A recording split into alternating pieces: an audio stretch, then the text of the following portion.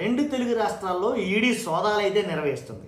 ఎందుకంటే రాజకీయంగా చాలా ఆసక్తి రేపినటువంటి విషయం ఇది. ఎందుకు చెప్తున్నానంటే కనుక ఆంధ్రప్రదేశ్లో మరి ముఖ్యంగా వైఎస్ఆర్సీపీ ఎంపీ ఎవరైతే ఉన్నారో అవినాష్ రెడ్డి ఇళ్లలో అలాగే కార్యాలయాల్లో సోదాలు అయితే కనుక ఏకకాలంలో సోదాలు అయితే కనుక నిర్వహిస్తున్నారు. అవినాష్ రెడ్డి ఇంట్లో అనగానే చాలామందికి ఒక ఆలోచన అయితే వస్తుంది, ఇది ఎంపీ అవినాష్ రెడ్డితో ఆగిపోతుందా ఇంకా ముందుకెళ్తుందా? చాలామంది ఇంకా రాబోతాయి వీడియోలు మొదలవుతాయి. ఏంటి ఎంపీ అవినాష్ రెడ్డి ఇంట్లోనే కాక తర్వాత బిగ్ బాస్ తర్వాత ఇంకా ఇలా చాలా మాటలైతే వస్తాయి. అవన్నీ తర్వాత విషయం. ఎప్పుడైతే ఏకకాలంలో అటు హైదరాబాద్లోనూ ఇటు కడపలోనూ ఈ సోదాలు అయితే ఈడీ నిర్వహిస్తుంది. ఇప్పటికిప్పుడు అసలు ఏమీ లేకుండా స్టడీస్ అప్పుడు లేకుండా ఎందుకని ఈడీ సోదాలు నిర్వహిస్తుంది, ఏ కేసు మీద అని మనం మాట్లాడబోయిందన్నది రిక్వెస్ట్ ఉందండి. రాష్ట్ర ప్రజలందరికీ వాస్తవాలు తెలియాలి. మీ బాధ్యతగా మీరు లైక్ చేయండి. మీరు లైక్ చేస్తే ఎక్కువ మందికి ఇన్ఫర్మేషన్ షేర్ అవుతుంది. కొత్తగా మన ఛానల్ ఇస్తే పక్కాగా సబ్స్క్రైబ్ చేయండి.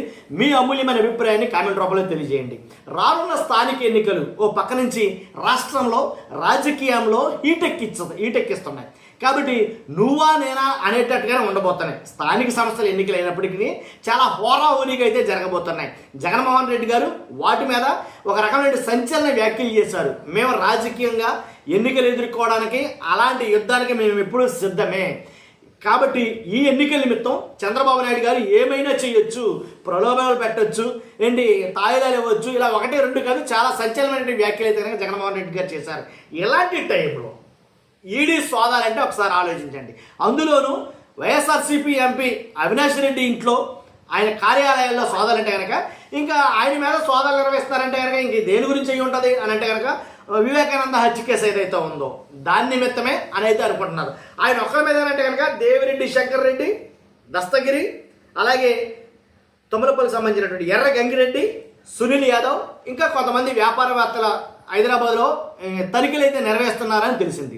ఎందుకని మొత్తం అన్ని వివరాలు తెలియదు, కొంచెం గోప్యత అయితే పాటిస్తున్నారు.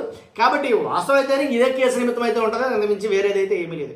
కాబట్టి అంటే అలాగే అవినాష్ రెడ్డి గారి ఇంట్లో ఉన్నటువంటి ఎవరైతే వాళ్ళు ఉన్నారో వాళ్ళందరి దగ్గర మొబైల్స్ తీసేసుకున్నారంట.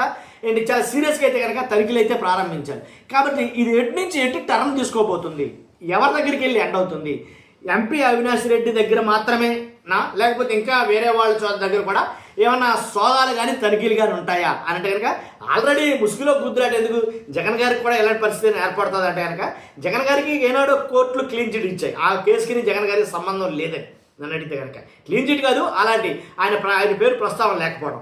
కాబట్టి కొంచెం రాజకీయంగా చర్చ అయితే లేచింది. ఏం చెప్తున్నారంటే కనుక అవినాష్ రెడ్డి కదా, అవినాష్ రెడ్డి గారి ఇంట్లో సోదాలంటే ఇంక వేరే విషయం ఇంకా చూసుకోవసరం లేదు. కాబట్టి ఒక రకంగా రాజకీయంగా ఒక వేడి వాతావరణాన్ని అయితే కనుక ఈ సోదాలు పుట్టించాయి అని అయితే చెప్పొచ్చు. కాబట్టి ఈడీ చేస్తున్న ఈ సోదాల్లో ప్రముఖంగా వాస్తవాలు ఏంటంటే ఏదో మనీ ఏదైతే లావాదేవీలు మాఫియాల ద్వారా జరిగాయి, కొంత డబ్బులు చేతులు మారాయి, దానివల్ల అయితే కనుక ఈ సోదాలు అయితే నిర్వహిస్తున్నారు.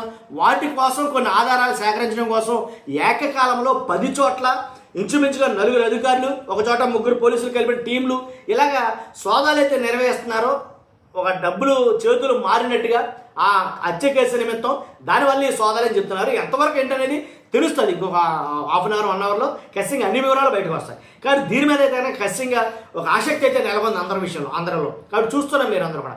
మీ అభిప్రాయం ఏంటో ఖచ్చితంగా కామెంట్ రూపంలో తెలియజేయండి. ఫస్ట్ అయితే లైక్ చేయండి. Thank you.